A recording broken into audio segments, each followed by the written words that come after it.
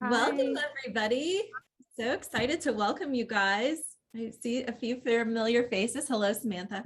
I love her. We're so excited for you guys to join us today. We have a really great panel. This is something we haven't done before, but we wanted to bring on some of our favorite educators to kind of navigate the world of freelance floral design. And I just think it's a really important topic. There's a lot changing throughout the country. And when I started putting together and talking with my team on this, there were a few people that we definitely had to include, one of which is my great friend, Adelena Whittaker Rooney. I don't know if she can wave. Hi, Adelena. Hi. Yeah, she's based out of California, but has done a ton of events. She has always been a behind the scenes girl, but hires a lot of freelance designers. So I'm super excited to get her input on this. I've also invited my friend Parie, who is like the queen of everything freelance. She has helped everybody around the country with all of their events and also does a lot of virtual design for details users. Renee just recently wrote, Renee Tucci just wrote a bunch of blogs for us on the subject matter. So of course we wanted to include her. And Jenny Thomasson is a good friend of ours. She is an amazing designer and is like all over the place helping everybody with their freelancing needs. So we just thought this was a really great way to if you're interested in getting started in freelancing or hiring freelancers, like what are some of the questions that you need to ask to qualify them? What sets people apart? And so we also have a survey that we conducted over the last month, and we're really just happy to share the results. But I wanted to dig in and just jump right in with it. So how do you guys get your foot in the door with freelancing? What is the first step that someone needs to do? And I'll just throw it out there for all of our panelists. And then if anybody else listening wants to chime in, please do. Parie, you start. I will. I'll start. Yeah.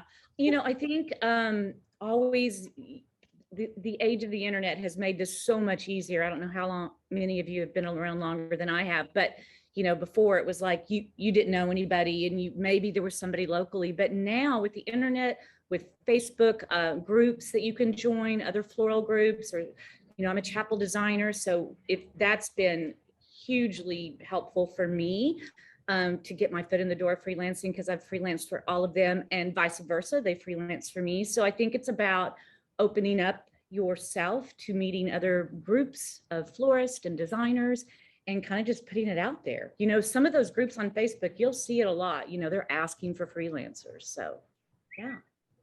Yeah. I think, I mean, obviously social media, is there any, do you feel like there's any associations that have really helped or contributed? I know there's, Jenny, you're an AIFD and Renee too. So is there a large collective within that group of people who are being passed along? Go ahead, Renee. Thank you. Well, I mean, there's not a specific AIFD group of freelancers, but I will say that just networking with the AIFD group certainly increased my exposure to folks that can use some help.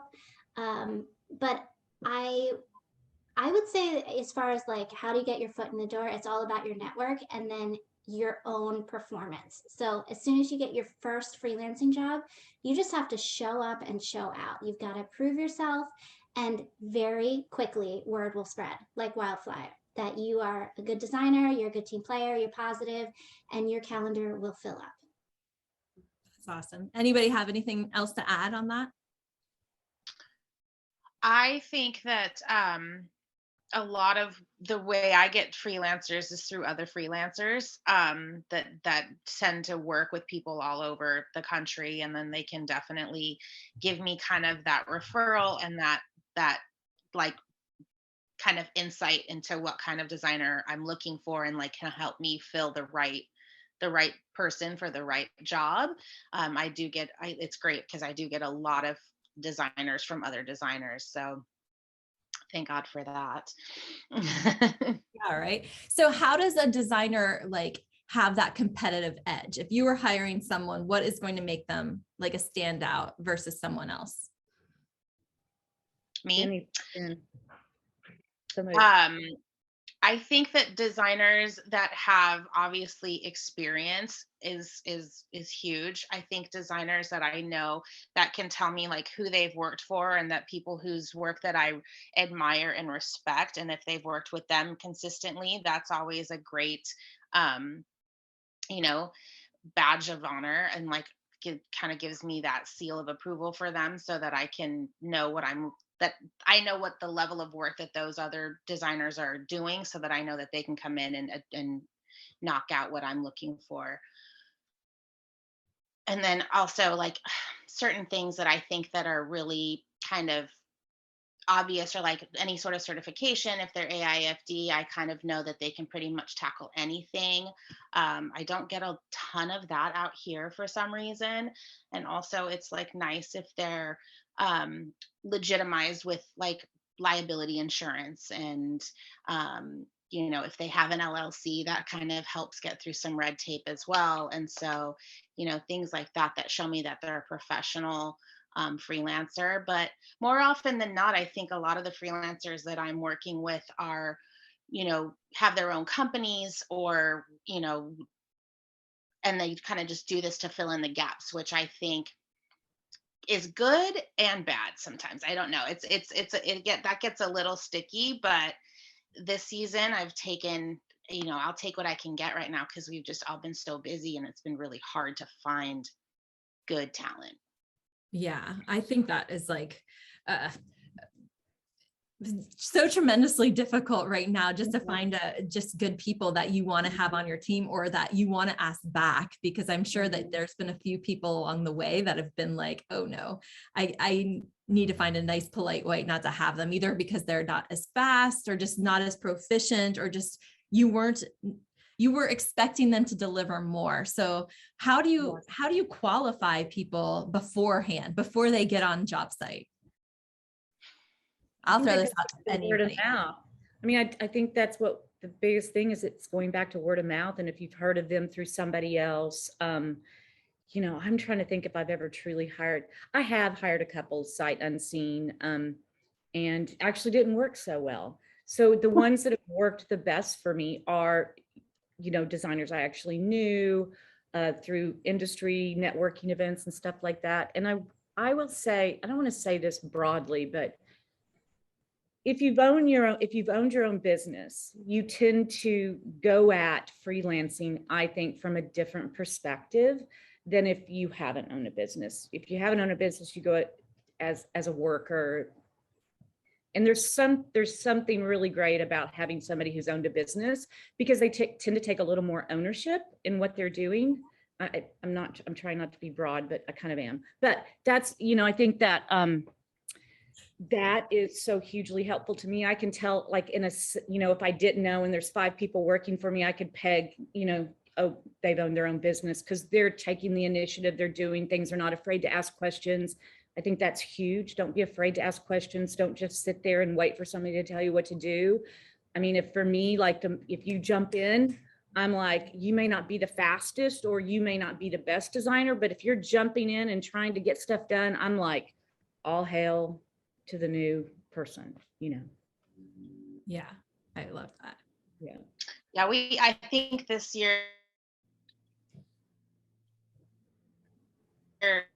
because it has been so crazy, honestly, literally, sometimes I just need some bodies. I need additional bodies. And so I've been trying people out. Sometimes I don't ask them back necessarily, but I think that if you are a professional freelancer, that is your business, and you need to kind of show up as such, and realize that, and I'm sure most of them do realize that we're all giving them the referral, and we're going to tell our other floral friend about this person, because that's one of the first things I start when I'm trying to staff an event. I'll ask my other floral friends locally, like, who do you have, or do you have a wedding? Who can you let go? Like, who do you not need that weekend? So, but yeah, I think attitude is the most important thing, because I can have designers come in that can, design circles around people, but if they're not pleasant in our work environment, then I'm not going to ask them back. And I'd rather put the energy and effort into training somebody who's a little more green, if long as they have that go get 'em attitude. And we've been doing a lot of that this year. And we've not created, but I've definitely seen some designers really blossom because we're giving them that chance to evolve because their attitude is good, versus someone who's, a bit of a diva and is very expensive on top of it. And then, they're not pleasant to work with, and our whole crew feels that. So I think attitude is the most important thing. Yeah, we didn't include it in our survey, but one of the questions Adelina wanted to ask was like, how much of a diva are you on a scale of 1 to 10? Because I feel like there's those people who will only come in and only design, but then you might need on those production days, people that are willing just to come in and just do whatever. So I definitely think a more flexible freelancer is probably the way most businesses like to go and like to hire. But if you're a freelancer and you only want to do these jobs, you've put in that time, you need to be very upfront with the person that's hiring you to say, hey, this is what I want to do. And if that's not part of this, like, I think transparency is probably key in most cases. Agreed. Yeah. Have you ever had any divas that come in and haven't really stepped up to the challenge? Yes. I don't think I've ever had everybody on my team here. Look at Brandy. She's the major diva over there. No, just kidding. I've definitely worked on other jobs where I was freelancing for, I will not name names, a big name, and some of their designers, their like in-house designers, were full-on divas, made it extremely not fun. Which was so unfortunate because the owner of the company was lovely and amazing. And it was the people underneath that person that did not make it fun. And I was like, it doesn't need to be that way. I don't think, but I've never ruled my company that way either. So. Do you find that you're only bringing in freelancers for really big jobs that are, over, in the 5 digits, I would say is like a pretty decent, like over $30,000. Is that when you start bringing in freelancers, or do you find like your smaller everyday weddings, you're also bringing different people in?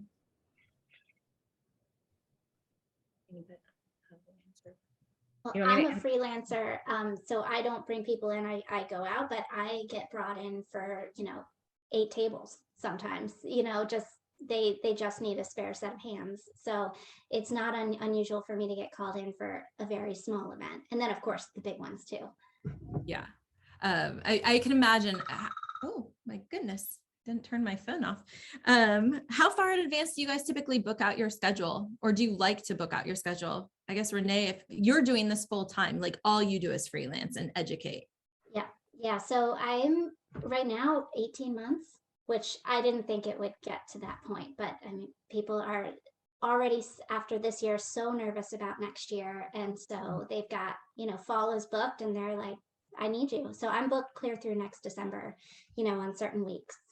So that's amazing. And it probably gives you a lot of sense of relief. And I imagine those business owners, because they know they have someone reliable on their team, so they're happy to have you there. A little bit. I must say it's a little scary for me to commit that far out because look, I mean, we never know what's going to happen, and I would never want to back out on someone once they book me. So it's a little scary to not have flexibility. To know at this point that I'm not going to have flexibility next October. But I'm happy to do my job. I love what I do, and so I'm really lucky. Yeah. Anybody else?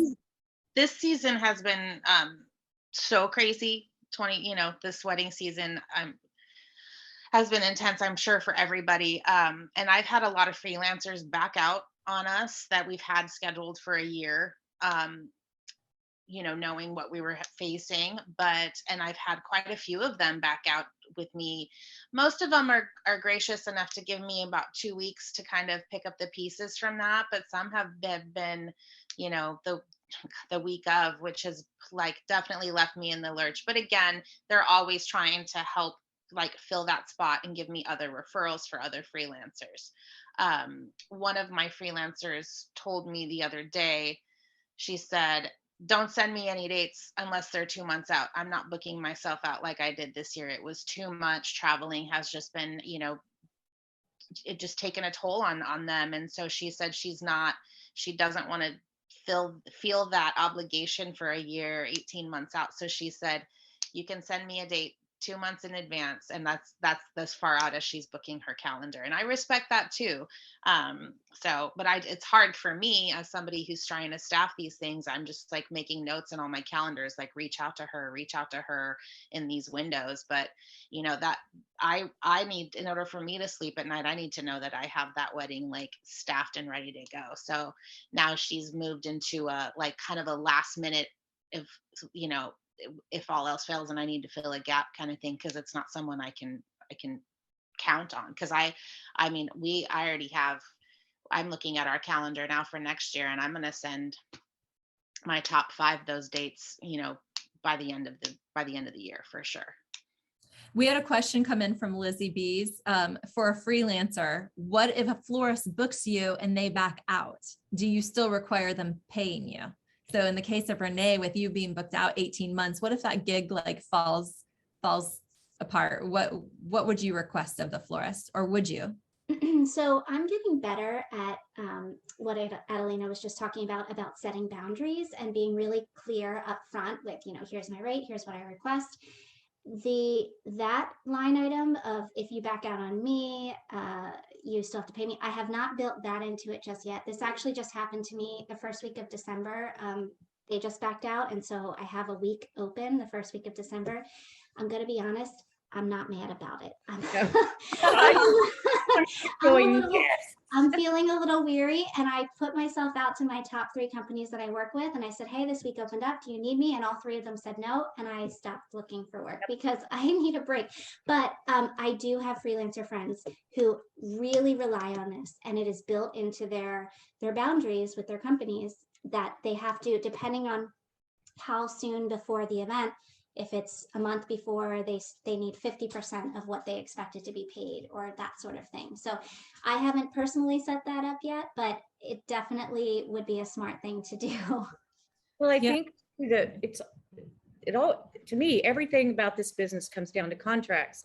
When I was like in the heat of it, I would send out a contract to the people I was going to bring in. They needed to sign it, just like, in details, we have clients sign our contracts. I think it's the same thing. That way you've set, just like you guys said, we've set the expectations. There's no, gray area. We've kind of set it aside. And if they don't want to sign it because they're afraid to, then okay, maybe it's a conversation you have with them, or just maybe they're not right for that job. So I don't know. I'm all about contracts. Yeah. Well, I feel like we go out on a ledge to book these wedding and events so far in advance. So it is a lot of, we're taking that risk and that responsibility. And if you're going to work on my team or with me, I want to know that you're a sure thing. If you say, you have to be able to give that same commitment. And I think people will remember that. And it's also small enough where people are going to like talk about it to their friends or saying, hey, this person backed out on me. So if it's something that you're interested in doing or getting more experience on, I definitely say it's a very small industry. So you only have one reputation. I don't know, be backing out a lot. I guess that goes both ways, right? What are some red flags when you've been interviewing people to come in and work at your store or for your studio? Is there any like definite red flags or things that would make you weary? I would say it comes back to reputation. I mean, just like you said, it's a small industry, and we all know who's really great to work for and who's probably not the best to work for. And if you're not sure, just ask around, and you'll end up finding somebody who knows some information about the company or the individual. Are they really organized? Do they have a great staff around them? Is it a clean and friendly work environment? How are you going to be treated? Are you going to be taken care of? I think it's all comes down to reputation. Yeah. And is this something that you expect your freelance companies to like lay out for you as a freelancer? Or do you think it goes both ways? Like, should it be the job of the freelancer to set their expectation, or should the florist say what they're wanting? Or a combination of both? Yeah, both ways. Yeah. I mean, I think that's a give and take. I mean, sure, we can give them a contract, but if somebody comes back to me and says, hey, Parie, like that's not what I'm willing to do. Can we talk about this? Then yeah, let's figure out a way to make it work. Fine, we'll amend that. But again, it's just, if at least, for one thing, it makes you look organized and makes you look like you're on it and you're not winging it. I mean, I think that for all of us, no matter which side you're on, being a freelancer or hiring a freelancer, you want to seem prepared, right? That'll make the job go easier if you're there and you know what to expect, and vice versa. I don't know if I even answered that question. And Corrine, I really wanted to have input on this particular question, because from freelancers' perspective, I learned the hard way this year that a red flag is bad communication. And this goes to what Parie was saying with, being prepared. But I have a particular company that I used to really like working for. I used to put up for the poor communication and, ask questions, what's going to be expected of me this week so that I can be a top performer for you and things like that. And it would be days with no response. I mean, days. And then I would have to ask again. And what I realized at the end of all of this is that the worst part of the communication issues fell when paying me. I'm having a really hard time getting paid by this company. And I think it all, one feeds into the other. And so I think a red flag, like if you as a freelancer are not communicating well, that's going to be a red flag to the company. And if the company is not communicating with you, that should be a red flag to a freelancer. I'm a hyper communicator, so I'm on the other side. But even if I pretend I'm not Renee and like give them a 12-hour leeway to respond to me, or 24 hours, I still don't hear from them. I think that's a red flag. Well, and I think it's the same way with their brides. There probably takes them weeks to get those proposals out. So it's like, it's just a trickle down effect the whole way down, just not being overly planned. So that's where I think so do you find as a freelancer, you step into these jobs and you feel the need to like teach them how they could be doing better? Like, where do you draw the line of where you're the student or you're like the hands, or where do you step in and feel like, hey, I could give some really great advice and help this place? Like, who's coming in doing restaurant wars? Like Jenny, that's all Jenny. I will say that as a freelancer and you go to different places to work, you kind of have to be everything to everyone. So some shops, they need you to be more of a handwork person. Some shops, they need big installation pieces. And I find that I don't really give out any information or critiques or advice unless I'm asked to do so. And some shops want it. Sometimes it's at night when you go out to dinner, maybe with the owner, and they say, what happened today in the workroom? And they really want to know what's going on. Or it's the person that's organizing the staff and they kind of pull you aside and say, do you see anything where I could be doing something different, or maybe it works better for you? But I say mom is the word unless you are asked, for sure. I agree completely. Yeah. And take lots of notes, because I swear on everything, just like going anywhere, you're going to forget these things that might be like highlights or something they might want to know, and just stash that away for your own record to like, hey, remember working there was not so great because of this, this, and this. So the next time they ask, maybe you can say, oh, well, have you made any changes to this portion of the requests? I don't know. Details. Question. Yeah, we have a question in the chat here. So I think this kind of goes back to the previous question there about communication and kind of outlining what you guys want out of each other. But Samantha was wondering, how do you as a freelancer determine the rate you charge? Is it per event, per hour, per day? And then Kimberly also kind of added on to that question, do you, the freelancer, make the rate, or do you go by the studio hiring you? Boy, Jenny, we talked about this. I personally, I would love to see like this standard out there where we all kind of, there's some standard in the industry, but I realize that's probably not easy to Hey, we got it with our survey results. So we'll get to that. I think we should open that. I mean, I personally, from both sides, actually like a day rate concept. As the owner of a company, I want to be able to project my expenses and know, because I can then adjust what I charge my client if that way, versus if we have 5 people who are slow all of a sudden, I really don't want to pay them by the hour. I just look at it, it's kind of a big job, and I take care of my people too, by the way. So even though I feed everybody, I make sure we have snacks. There's always water on, all that kind of stuff. And then hopefully a good day rate. And vice versa. I like to know if I'm going somewhere, how much I'm going to get paid. And if I'm getting paid mileage, if they're feeding me. Again, communication, Renee, communication. I know. I like the hyper communication. I think that's optimum. Well, we did do this survey and we asked a ton of questions. So this is just kind of an outline, like how long have you been in the industry, just to kind of get an idea and a profile of all the different people that would be filling out this. We had a really tremendous turnout. So I'm really excited to kind of share with you some of the questions and what they answered. So I don't know, we should just jump right into it. And if you guys have anything that you might want to ask a question about this, or anything that you see that might be worth discussion, I'd be happy to. So do you see this? It says, how long have you been in the floral industry? Yeah. Is that good? Yes. Most people that filled out have been doing this over 10 years. So about a quarter of the people have just gotten started. So that was kind of nice to see that there's so many veterans out there. But how many years of freelance experience? So most are just starting to freelance. As you can see, it's like 56% of the people have only been doing this 1 to 5 years.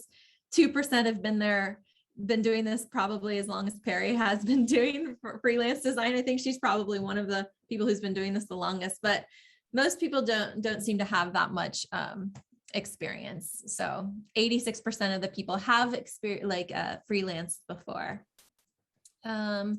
This was kind of interesting. 65% have some type of floral degree. So I think if you're trying to qualify the people who are working for you or coming in, it looks like about a third of the people don't have any certifications, but it's definitely, I think those with some accreditations are more highly sought after. Would you pay them more depending on if they had certifications or not? Yeah. Well, I think as it someone with it justifies paying them more. I think, would I, do I?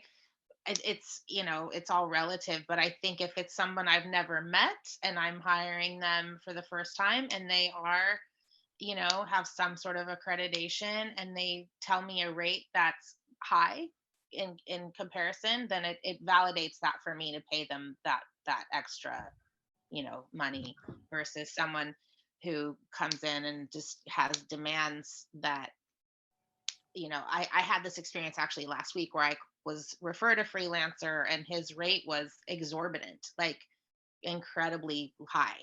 And, he's just like, I've been doing this for this long, I'm totally worth it. And I was like, cool. Okay, great. So I didn't hire him for the job because it was so exorbitant, but I did note for because I was going to have to bring him in from another county and put him up, and he had a whole separate, travel rate just for that. His rider. What's that? His rider. He had a floral design his rider. But nothing, no document. I never got any sort of document or any sort of contract, and I haven't in general with any of my freelancers, which is odd. But I kind of put him on my list of when I'm going to be working in LA, which is where he's from, then I'll try him out then to see if he really is worth it. Because if he is, and he can do the work of 4 designers, then he's worth his rate. But this wasn't the time to test that out. But maybe if he had said, or if he was accredited, I might have been a little bit more apt to do so. Yeah. Corrine, can I just add to that? Sorry, hyper communicating again. And this from the last slide, if they have a certification, and this goes back to what Adelina was saying earlier. If someone does have that certification, it shows that they are a self-starter, that they have goals, that they achieve them, that they reach them. So I think it says a lot about someone's work ethic outside of the actual physical things that they produce. So that's of course I have some letters after my name, so I do think that they should be compensated for, but I also think it says a lot about a person's personality. Yeah, I agree with that. And those are not easy letters to get behind your name either. So if anybody is thinking about doing it, it's a big investment of your time and energy, but also to show your skill set. And they just don't give those away very easily. So I do think you're definitely right there, Renee.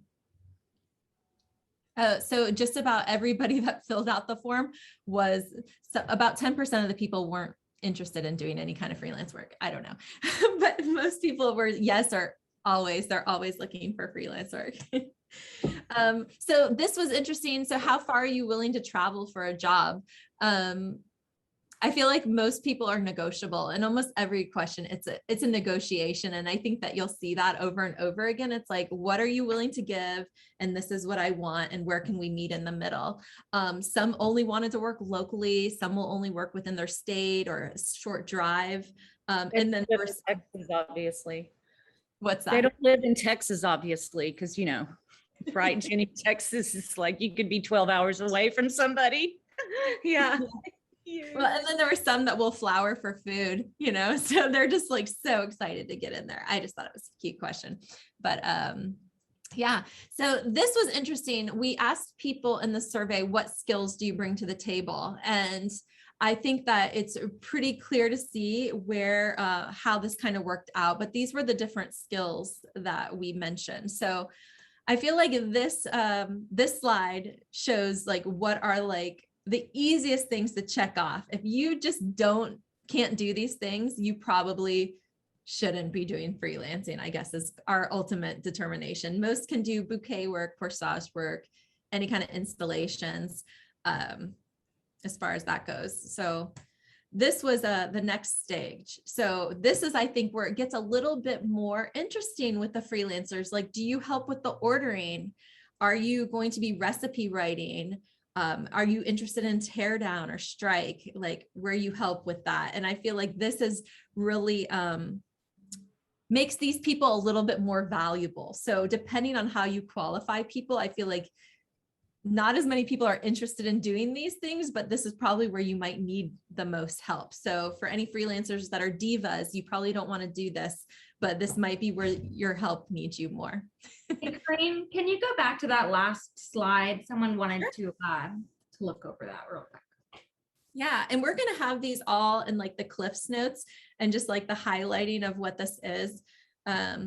But I feel like most freelancers should bring these skills to the table. And obviously you see most people do know how to perform these. And then this was the more ordering, delivery driving, cleaning up the buckets, probably not the most sought after jobs, but definitely important. And do you often hire for freelancing to do like freelancers to do the strike and tear down? Or is that more like, you know, maybe you have a college student that might come help you and do some heavy lifting? Is this necessarily something that you outsource for a professional florist freelancer? I would tell you, I would love to be able to do that. I don't feel like I've had the luxury of having different teams do that, just because some of the stuff we do is so, you know, crazy installations, and knowing what stuff is ours and what needs to go back where. And it just seems like I need the people who've put it together to be able to take it down. Now, don't get me wrong, it's nice to have two people come in and just kind of be heavy lifters late at night, but I'd love to know what everybody else does on that exact question, because I've always felt that was the one thing I feel bad about, is that I have to have some of my designers actually breaking down at night. I hate it, but it's kind of been a necessity. I have freelancers that just do that are just labor guys that I, you know, rely on heavily. They also can do like light designing and like installing. So I will get them on ladders and smilaxing and that sort of stuff too, which is great because they do have an eye and they can do, you know, design stuff. But for the most part, they're there to be the muscle, to set up, to drive trucks. This is, you know, back in the day, I had started a freelancer directory called Florology Freelancers, and then subsequently Event Temps. And I had a category strictly just for this. I do think that's been the hardest. That's the hardest job to fill, I feel like. And it's the hard, you know, because you can hire like, you know, day labor people, but that has never that has never turned out good for me. I've done that before in the past, and that's never been a really good experience. So I've created a category strictly just for this because, these are usually it's people that want to learn more about design, but that are willing to do what it takes, and they're just like our helpers, and we couldn't do it without them. So Yeah. that is my 2 cents on that. Other than that, if I was to do like something destination and I can't necessarily afford to bring those two kinds of different teams, I would hope that any designer that I hire is willing to do whatever it takes to get the job done, which I think is the common concept that we all should be kind of walking in with, to do any event, because that's what our job is basically. I feel. Yeah. I want to offer one tip on this, because now that I think about it, I'm like, oh, but you did do that. One of the best sources for that kind of labor and just overall kind of great kids to work with are theater kids from, colleges. Reason being is they're so used to that kind of production, right? It's all about getting it done, putting it on, taking it down, getting it done. So they kind of understand the process anyway, and they're always just usually hard workers. So that's a really great source, is to go to your local theater department. Most times theater kids need money. So, they're artists. So yeah. This was the, on the skills that you bring to the table, these were the least amount, that most people don't have these skills. And I feel like maybe this is something that we could get more freelancers doing, is like, would you want them to come in and answer your phones or help with your books, or like at least the social media or marketing? So these are all things that you could hire a freelancer to do. But yeah, so I thought that was interesting. So how much can you lift? Most of our people who filled this out were flower beasts. They consider themselves very strong. I would say you need to be able to lift at least 25 to 50 pounds, but you can see that not very many couldn't lift anything. So I just think that's interesting. You never know. I usually bring my husband around whenever I had some crazy things to hang or do, because I'm not like a super strong person. Although Samantha, who works with me, who's like a foot shorter than me, can like lift double of what I can. So, who knows? I think it depends on the time too. It's like the baby under the car thing. Like if it's go time and there's a centerpiece falling down or an installation falling down, I will find strength from within that I never knew I had. Yeah, it's how much is love. I think this is a funny picture here too, because I was like, please put pictures in there that match what's going on. So you see this, her carrying the heavy basket of tulips, like that's my life.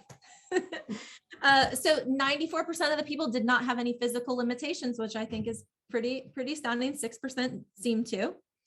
And then here you go. What is your requested pay rate? So I think this is the most interesting. I feel like most people are between that $25 to $30 an hour is where they stood on this. Very few people were up in the $50 mark or over kind of range, 5% of the people, and then less than 1% were under $15. So that's kind of the sweet spot. I think we might go in and look regionally to see if there's any margins that we can see there, and maybe share that those. would be interesting. Yeah, to see the regional numbers based on where that is. But do you guys pay more or less, or do you find that you're typically playing around this average? I usually pay or get paid anywhere about 35 to 40. So it's kind of average for me. Yeah, it looks like people do that. This chart is exactly kind of what I thought. I'm surprised, not surprised, but I think I'm just like, if it's great to see this kind of spelled out for you. I live in San Diego, and so we hire LA people a lot, and the LA designers typically get paid more than San Diego designers, or command more, which is interesting, and I'm not sure why, but that's just what they get up there. And then a lot of them do go by day rates, which, if you are going to do that, and all the ones I work with that do day rates, they're very clear about that's only for 8 hours, and then they have an hourly rate. So that's something that I'm seeing a lot more transparency with them communicating that with me, like recently, versus like back in the day, I would have a day rate and we might have a 12-hour day and it didn't change. So, but yeah, this is definitely where it falls in line for me here in California for sure. Okay. So you should know that you're at least going to hire someone at probably about $25 an hour should you bring a freelancer in. So kind of figure that out when we're calculating how much you're going to be spending as far as that labor goes and how long they're going to be on site. We asked designers what they were comfortable in. Sorry, I need to move over here to my next slide. Let's see. Which of the following styles are you comfortable creating? And obviously 98% of the people were comfortable with weddings, and it kind of decreased over holiday installs, styled shoots, everyday retail, funerals. So all that was pretty interesting. But what else was on here was like not as many people were comfortable in the tropical or avant-garde style. So they need to take one of Jenny's classes, definitely to get like more comfortable with that. And, you know, you might have different plant work or terrarium work. And so it looks like those are skills that a lot of florists just aren't comfortable with. So I just thought that was kind of interesting. All right. So this is where it really comes down to if you're above average or slower than this, you're probably not going to get the design. Although a lot of people, I think Brandy and I were discussing earlier that they just don't know how to like self-evaluate themselves. Like some people will think they're super, super fast, but like you get them there and you'll be like, no, not so much. Or some people just will not score themselves very, very high on anything that they do. I think it comes from like a self-confidence issue, but yeah, 6% of the people thought that there was no one faster than them. And then 35% of the people are fast or relatively fast. So some people are reconsidering their career as a florist. So no, not really, but you know, I don't know how you get the skill other than just practice, you know? So I think it's an opportunity. If you know you're not that fast, you might not need to demand the higher pay scale. You need to be at the lower and let the people know and be very transparent about your skill set. Yeah. Self-awareness is key, and also transparency, I would say. Mm-hmm. Yeah. What are your expectations to travel expenses to and from the job? So 42% of the people said the employer should pay all. 37% said negotiable. 17% say the employer should pay a portion, and only 4% of the people said I will pay. So if you're going to be hiring, it's looking like the employer needs to pay for everything, unless there's some gray area there that you can negotiate on. But yeah, so is that how you guys all feel? You pay for most everything? Is there anything that you require that your freelancers pay for? No. I would do like them to bring their own tools. I think that's that's something that they should do. Other than that, no, I feel like if you're bringing somebody in, that you should definitely, especially if there's like air travel involved, give them a per diem, put them up and pay for their travel expenses. If they're coming in from somewhere drivable, I don't necessarily give them a per diem, but I will put them up in a hotel if it's over, an hour away. But Yeah. no, I don't think they should have to pay for anything other than that. And of course, I give them like mileage and that sort of stuff if they are traveling from a little more than an hour away. Yeah. And as you can see on this slide, what days are you available to work? 94% are available on Saturdays, which is good. If you're not available on Saturday, you probably won't be doing many weddings. But it's interesting to find, since the pandemic, there's been more weddings on some off days. So do you find, Renee, that your schedule is like getting filled up on like days of the week as opposed to your weekends? So I have heard this anomaly, but I have not experienced it. We're still outside of Philadelphia, which is where I do the majority of my work. We're still on the weekends heavy. Yeah. Okay.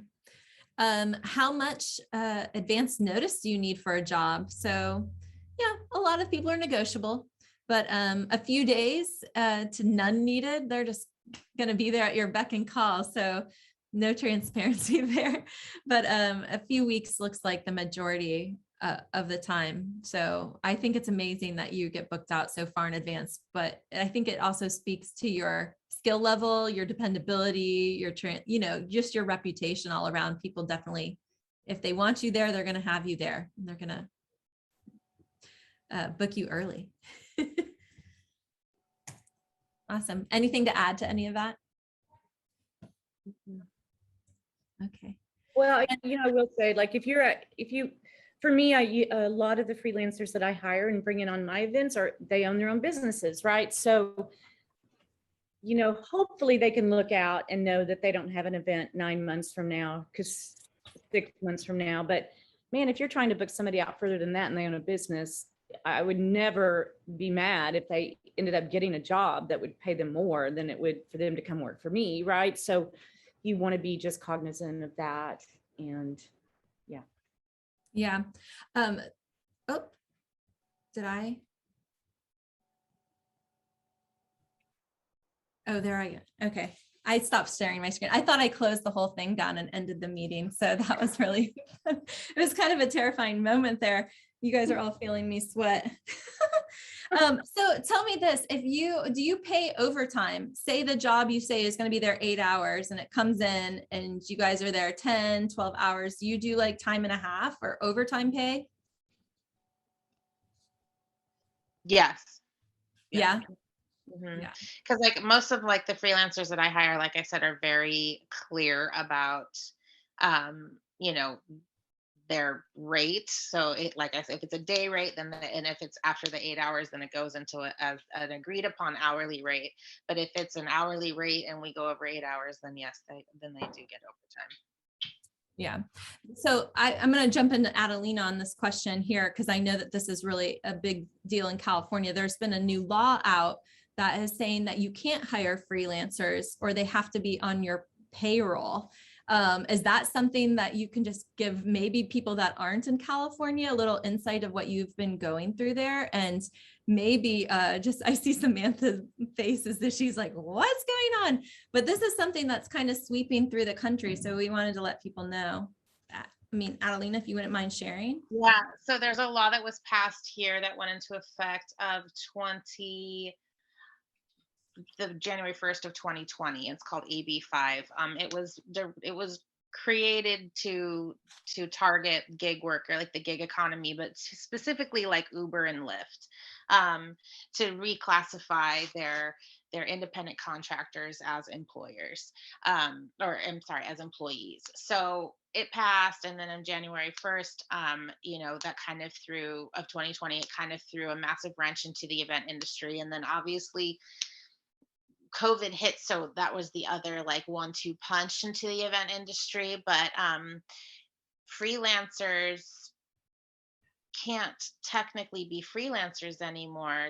Uber and Lyft obviously had enough money behind them that they opposed the bill and they got exempt from it. So the industries that have lobbyists and funding to be able to get them kind of redlined out of it have been able to do so. But the event industry, the music industry, the entertainment industry in general has been heavily affected. But it's crazy, because I don't think when they created the bill that they realized how far reaching it was. Like, if you live in California, you can't even do like,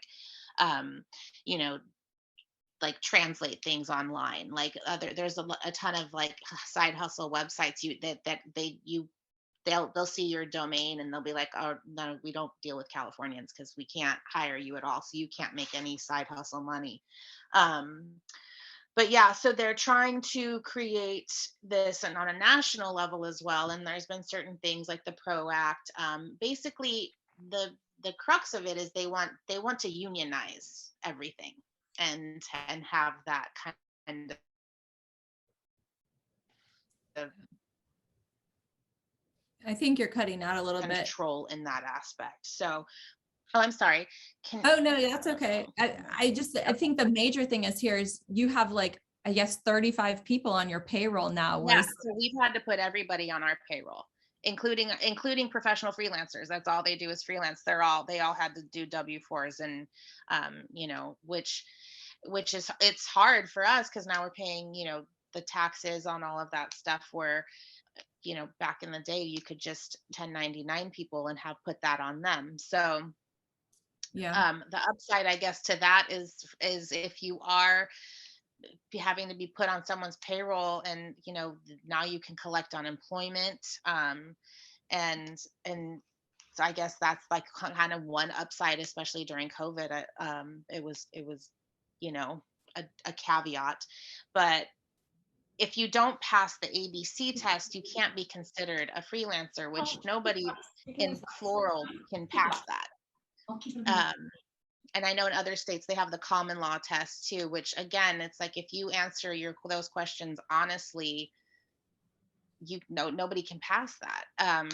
It doesn't, unless you're completely hiring a florist and you're an interior designer, and then you could hire a freelance florist because you don't do florals. But if you're a floral company and you're hiring someone who's a florist, that immediately disqualifies them to be a freelancer, legally speaking. So just talking with a client in New York, and they're going through the same thing too. Yeah. So it feels like this is something that is going to be sweeping through. And I just feel like as an industry, we kind of need to talk about it, or at least make people aware that this could be a change that's coming to a city near you, or that you need to contact like your representatives and say like, well, this is why we don't agree, because I feel like Adelina's been going through a whole thing with trying to get a freelance site like created over the last few years, and she's just run into all these regulations that kind of changes the way she's able to do business. So I just think I had one up and running for a few months, and then this happened, and I had to immediately halt it because I'm in California. Most of the people that were registered on it were Californians. So, and I just didn't want to get, I didn't want anyone to come after me for doing this. But I think that the best advice I can give to freelancers right now is to be as legitimized as possible. Like I said, hold your own liability insurance. It's super cheap. It's very affordable. I think you can do it for like $25 a month, but that is like, such a peace of mind thing for both you and the person hiring you.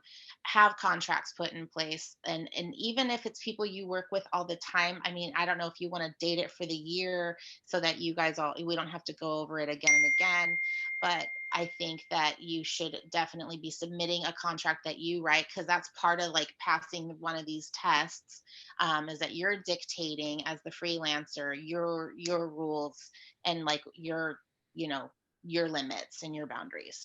Another thing that it's hard to, it's a tough one to do, but like become an LLC.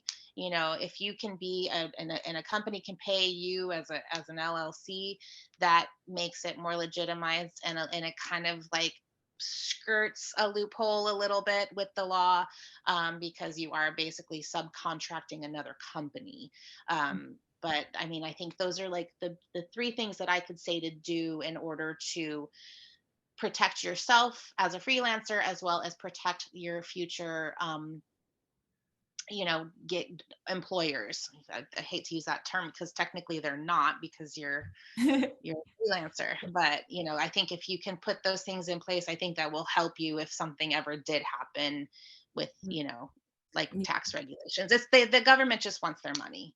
And we'll have a blog about this that's going to be up. So if you wanted to read more into it or like ask any questions, I'm sure if there's anybody on the panel that you want to reach out to, they're all open for questions. So does putting freelancers, I saw this question come in, does putting freelancers on your payroll affect how you compensate them? If you do, like, you probably don't pay them as much as you did, because now you're having to take the taxes out of their wages, basically. Well, we're still paying them as much as we did, but they're just getting less of it. Yeah. But they can also kind of counterbalance that when they do their taxes at the end of the year.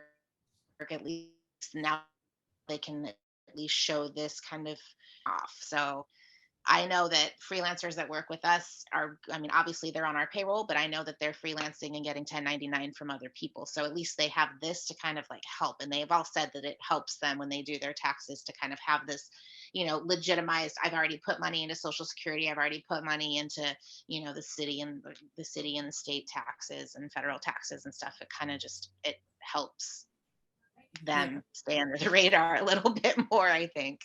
Yeah, I think it's definitely an interesting topic. I'm completely I think that we all just don't really know what's happening behind the scenes with the legislators and everything. That's why I enjoy going to the congressional action days that SAF sponsors, because they always bring different issues to Capitol Hill. So if anybody is interested in attending, I'm going to pose this as a question or as a thought for them. Moving on, Parie, you do a lot of virtual design. I know you do that for a number of florists in details. Can you offer any advice to other people that might want to add this to their repertoire as being? If there's any details users out there that consider themselves masters at it, and you've got time, because it's still time consuming. I mean, right now, one of my clients, I'm easily 30 hours a week, putting into doing that. So, but for me, it kind of filled the void once I kind of retired and kind of shuttered my business of 30 something years. I still wanted to feel creative, and this allows me to do that. So I think it's really a great option for those of you who want to either supplement, but you really have to know the program really well, I think, in order to make money at it, to do it. But yeah. And if anybody wants to do that, please contact me. I'm kind of getting this roster of people, that I've got in my little book over here in case I do need help. So, well, I think she's really made a great cross segment of how details can help, especially if you're no longer wanting to be a heavy lifter. You can just sit there and type but she creates the most beautiful events, and I know these contracts sell again and again. So keeping the whole cycle. Yeah. And I'm going to plug details because I'm a huge cheerleader for y'all. This goes way back to everything we've talked about, communication, setting the groundwork for success for everybody. The ability to hand over the recipes and any of the documents, like the delivery PDF document out of details, to your freelancers is priceless. You are setting them up for success if you are giving them that has a photo with inspiration, that has a list of all the items, how many items. I'm a freak and I put everything in there. I mean, I'm putting in how many pieces of Oasis we're using, what Lomi dish size. I mean, so that it takes the guesswork out for your freelancers. So if you are using details and you're not recipeing truly everything out, I would suggest that you start doing that, because Renee, I would love to hear your take on that. It's as being a professional freelancer, going in and getting lots of information versus very little. Yeah, it's you can imagine the difference. But exactly what you said. If you're set up for success, if I have an idea of what I'm walking into, I can hit the ground running and be a top performer. I was just even before you get there, right? Yeah. I was just at a shop in El Paso a few weeks ago. They used details. They handed over the paperwork to me, and it was a piece of cake. It was wonderful, and I felt like I was really contributing because I had the information and details. So I'm going to plug them as well. But I not everyone I work with does that, and it's very much like pulling teeth to get inspiration and direction. And not only that, I wonder, like, it's not really my problem, but I worry, like, how do you even know how to order? How do you know if you're making money? And then I've got 17 buckets of flowers, but I don't know what I still have to make. I don't want to use too many. I don't want to use not enough. You got to use details.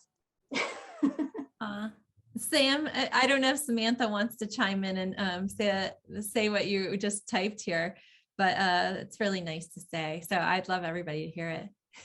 Yay, Samantha. I just wrote yay, Samantha, because that is awesome. Yeah, we had a freelancer come. We do weddings on Mackinac Island, so it's a real big destination location. We take a boat and then horse carriages and then transport everything by foot and bike. And I got a freelancer. Count me out as a freelancer, Samantha. What's that? Count me out as a freelancer of walking. I know. Well, this one who did freelance for me, she said she'll never do it again. But we're still friends. But she said it was too much work. But anyway, she said that when we got into the workroom and I just gave her the paper and gave her what she was working on, she said it was way better than anything she's ever done before, because she didn't have to ask me questions about what loamy dish we were using, what flowers were going in it, how many, like what the vision was. She just looked at the paper and she did it. And that was, aside from that, there's not enough money in a billion universes to ever do it again. She said that it was the easiest actual processing that she had ever done, because there was no question to ask. Yep. Well, and that often sets apart what makes a freelancer versus an employee. Is like, you should be able to hand them over a paperwork and have them perform the job without very little instruction. I think that's part of the rule of being a freelancer. So if you don't have these different things, they're not going to know.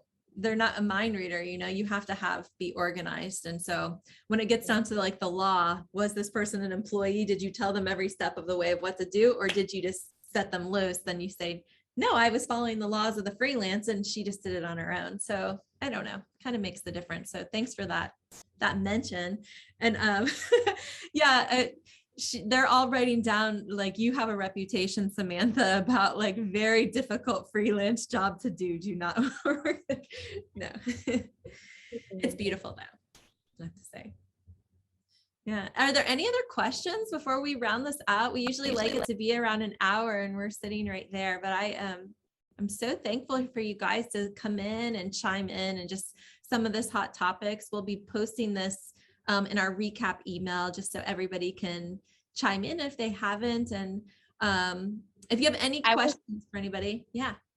I would like to just say, like, just pay attention to what your local legislation is proposing and trying to happen, because these things kind of come under the guise of another, like the PRO Act was the right to organize, but it like the verbiage gets slipped into these things. So just really pay attention when it comes time to vote every year. Look at what's on there and actually do it, because I guarantee you within the next year or two, you're going to see some proposed laws come into effect or come onto the table that are going to affect the way we do business as freelancers. So just please, everybody, just be aware. Yeah. No, I think it's a good topic of conversation, especially if you rely on the freelancers a lot. You don't want to change your entire business model because the legislators have made that decision of what you need to be doing and how. So I don't know, it comes down to having a voice. So, but thank you guys. If you have, I'm new to LA. Is there a good spot to find freelancers to hire? Randy's asking. I guess that's to you, Adelina. Talk to Adelina. Yeah, just send me an email. We can start a conversation. That's why I created that database and that website, was to have a place for people to go to find good people. But it's kind of just waiting in the wings to be brought back to life. But I definitely can help you, Randy. So feel free to reach out. Yeah, right. Not hire. Yeah. He said I should say freelancers. Yeah, that's great. And, we have just compiling from that just simple survey. I think we're going to help Adelina probably get some type of database together on all you guys, or maybe work that into details eventually somehow. I'm not sure if there's like a huge need for it. Like, are people asking for it? So we're really interested to see, is this something that you would be interested in seeing as part, or would it be helpful for you when you're trying to find someone, especially last minute? So please let us know any feedback. And if you guys have any questions, please reach out to Adelina, Parie, Renee, or Jenny, or myself with your burning questions, and we'll do our best to get you that information. But thank you guys for tuning in, and have a great rest of your day. We do have to do the giveaway of two. We have a giveaway. I love to give things away. Please. Miranda, if you want to, so we were giving away 2 free months to anybody that filled this out. I think we should spin it maybe twice to see who's the big winner. Hopefully it'll be someone on the call. Can you see the big wheel? Yeah, we see it. Awesome. All right, here we go. Ooh, it's like Vanna White or the Wheel of Fortune. I love this. It's so fun. Stacy Burkett. Burkert. All right. Yay, Wonderful. we'll email you. Yay. Do it again. Yeah. Okay. She can't win twice though. Yeah, that is true. Yeah, right? This is always fun, you know. We love to give things away. In Vegas, we were just shooting off our money gun. Penland Woolsey, Woosley. Woo! Pennylyn. It's different. Okay. Well, congratulations to everybody involved. Thank you to all my wonderful panelists. I'm so glad you guys joined us for this. And For having us. yeah, awesome. Thank you so much. This was a treat. Yeah. Say bye to Poppy for us, you know. I will. Our Bye, little Jenny. dogs, Bye, you know. Renee. Bye, Adelina. Yeah, Bye. guys, thank you so much. All right, have a good day.